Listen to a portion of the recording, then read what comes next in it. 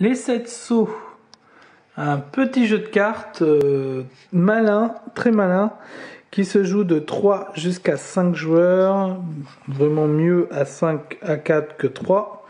C'est un jeu qui est un mélange entre la dame de pique et le tarot.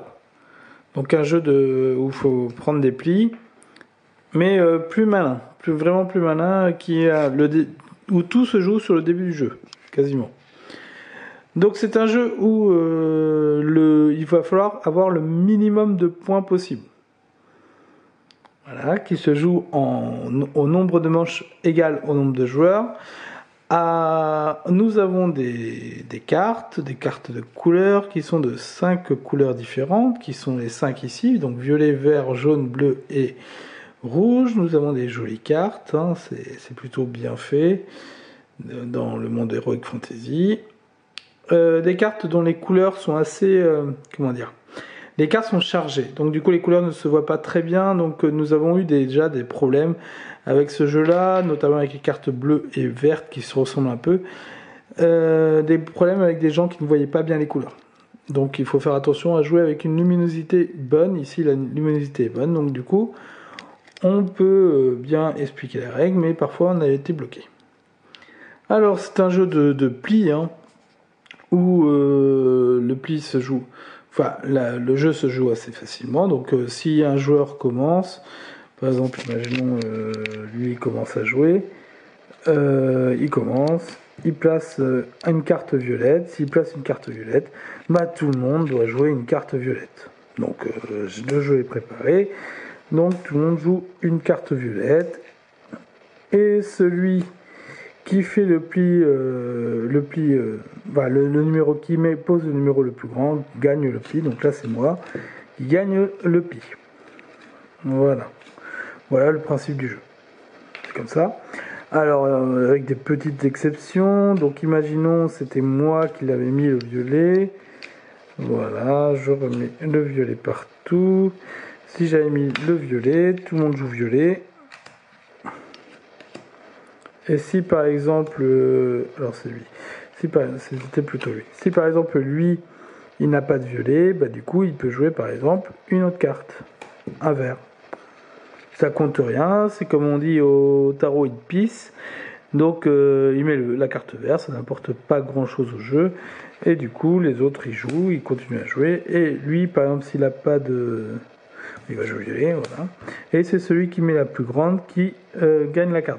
Donc c'est lui là-bas qui va gagner. Si lui, il n'avait pas eu de violet et jouait une rouge, le rouge est un atout. Donc le rouge remporte sur n'importe quelle carte. Voilà. S'il y a deux rouges, c'est celui qui met la valeur la plus forte qui gagne le pli. Donc là, pour l'instant, c'est lui qui gagne le pli. Si par exemple, moi j'avais mis un 5 rouge, je serais passé devant. Voilà, c'est pas comme au tarot. Au tarot, on est obligé d'augmenter la valeur de l'atout. Ici, au 7 sauts, pas besoin, on met vraiment la carte qu'on veut. Et pareil, même si on a de l'atout, on n'est pas obligé de le mettre. Pas comme au tarot. On peut, comme faire comme l'autre, pisser. Il n'y a aucun souci à ça. Donc voilà, donc lui, c'est lui qui remporterait toute la mise. Donc voilà comment on joue. Voilà. Le principe du jeu de cartes, c'est ça. Et c'est celui qui gagne la mise, qui prend ensuite, qui va jouer son tour. Voilà comment ça joue.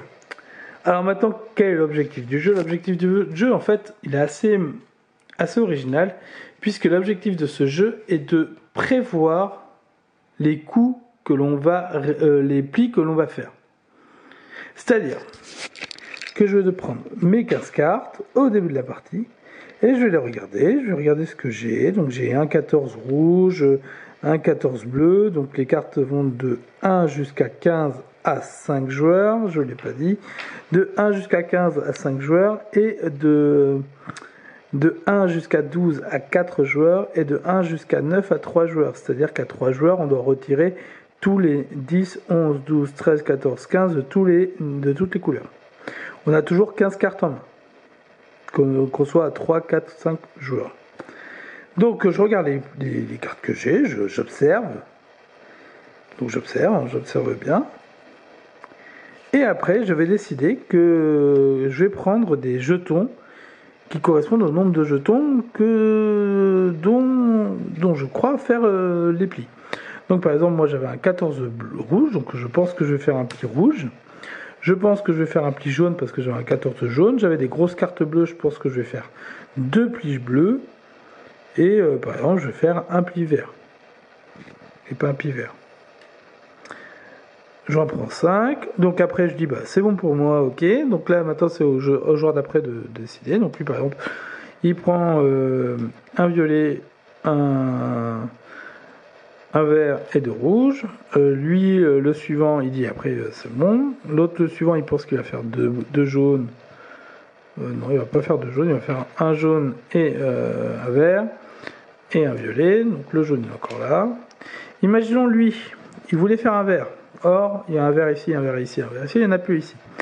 Du coup, puisqu'il a envie, il est vraiment sûr de faire un pli vert, du coup, au lieu de prendre rien du tout, il peut prendre un vert chez quelqu'un, donc par exemple ici,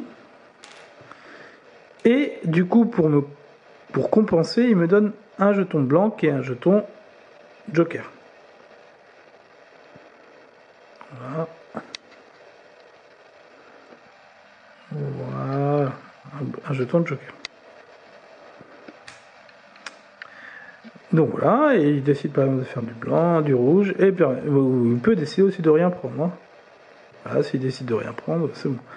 On va dire qu'il va rien prendre, et par exemple il en prend un jaune.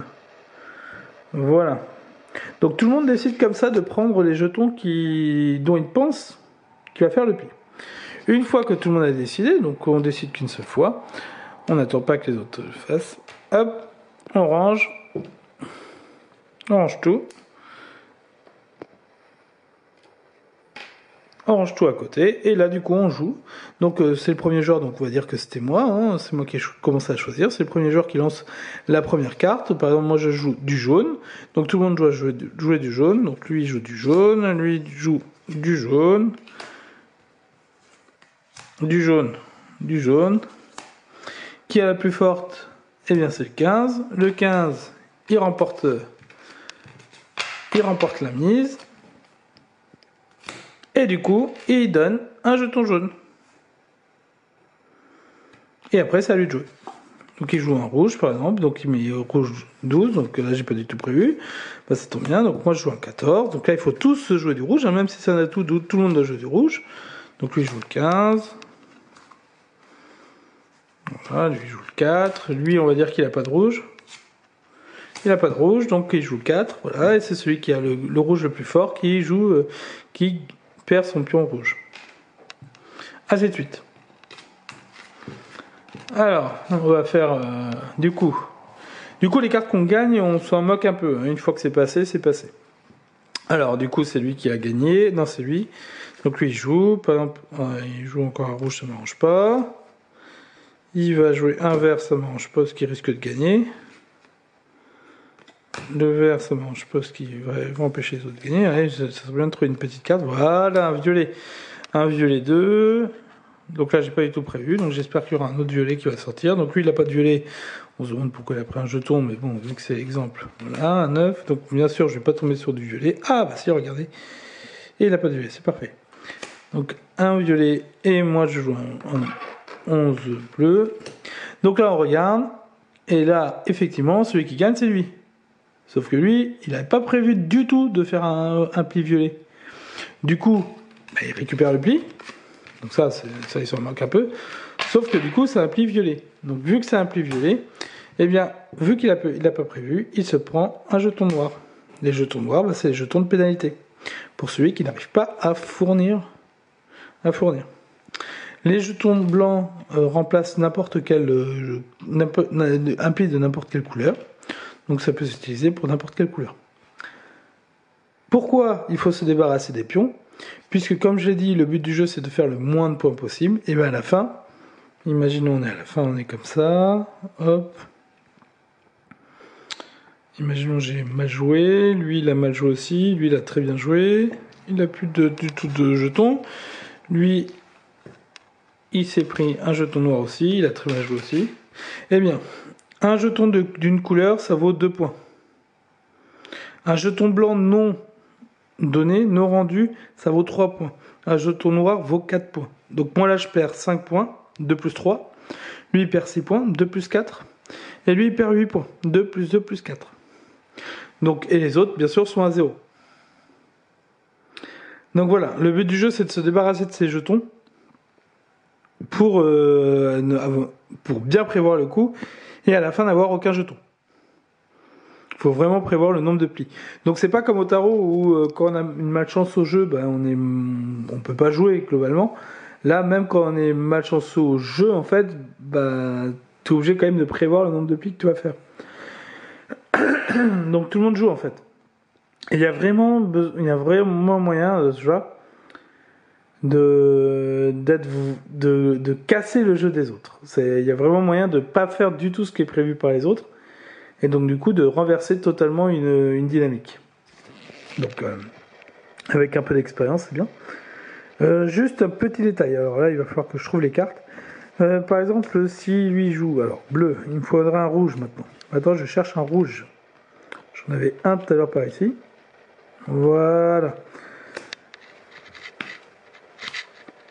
Voilà, donc il a joué bleu et tout le monde joue bleu. Enfin, tout le monde joue pas bleu. Voilà, il joue bleu aussi. Là, on est d'accord que c'est le rouge qui doit gagner. Imaginons, il avait ça comme jeton. Rouge et bleu. En fait, vu qu'il a gagné avec un rouge, il peut donner le jeton rouge. Mais vu que c'était le bleu qui était demandé, il peut aussi donner le bleu. C'est comme il veut. Soit il donne un jeton rouge, soit il donne un jeton bleu. C'est une petite règle spéciale qui peut être assez importante. Donc vu que le bleu est demandé, du coup, vu qu'il gagne une bleue, il peut donner un bleu. Mais il peut, bien sûr, vu qu'il gagne avec une rouge, il peut donner un rouge. Faut faire attention avec les jetons rouges. Les jetons rouges, le 15 rouge, par exemple, gagne à tous les coups. Donc celui qui a le 15 rouge doit prendre absolument un jeton rouge. C'est obligatoire pour lui. Parce qu'il pourra pas le perdre. C'est un peu comme le 21 au tarot. Excusez-moi. Donc voilà. Voilà, ça se joue en 5 manches. On compte les points à chaque manche. Et au bout des 5 manches, celui qui a le plus de points a gagné. Voilà pour les 7 sauts. Alors, il y a une toute petite règle en plus. Il y a un tout petit personnage en plus qui s'appelle le mage noir. Alors moi je le déconseille souvent sur la première partie, puisque bon, c'est une pièce un peu spéciale du jeu.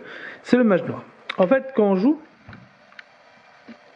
on sait qu'au début, il doit y avoir à peu près 15 jetons de distribuer. Parce qu'il y a 15 plis à faire, donc normalement, s'il y a moins de 15 jetons de distribuer, on sait qu'il va y avoir des jetons noirs qui vont être distribués. Parce que du coup, il y a plus de plis que de jetons. Ou à l'inverse, s'il y a plus de jetons que 15, du coup on sait qu'il va rester des jetons à la fin de la manche. Ça c'est obligatoire. Il peut y avoir un joueur qui ne sait pas trop quoi prendre et qui va se dire, bon, moi je vais tenter de prendre le mage noir. Normalement c'est le dernier à parler, mais ça peut être aussi le premier, le premier peut décider, même si c'est des gros risques. Le mage noir, il part avec un déficit. Alors, dans la règle, ils disent 4 points. Nous, on trouve que 4 points, c'est trop facile. Donc, on met 5 points pour le mage noir. Il part avec un déficit de 5 points. Et en fait, à chaque fois que d'autres joueurs piochent des jetons noirs, le déficit de départ se réduit. C'est-à-dire que le mage noir, s'il rate complètement sa partie, il a 5 points. Mais s'il arrive donc du coup il prend aucun jeton, il prend juste le mage noir.